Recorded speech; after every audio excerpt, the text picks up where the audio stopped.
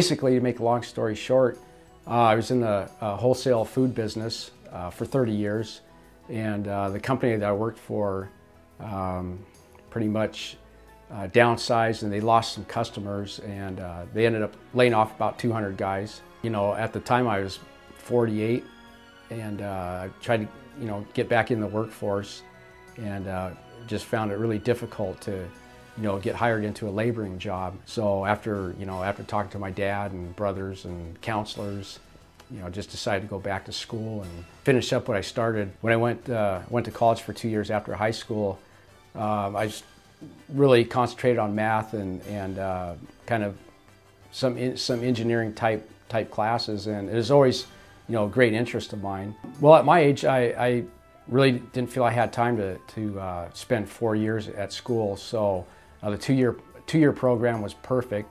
You know, the time frame and the location was also fit for me, and they had the program that I wanted to take, so everything was just perfect. I came out and talked to the instructor, and after about a half hour of talking with the instructor, I went over and signed up because you know, it was just something I really always wanted to do. So, you know, it was just a perfect program for me.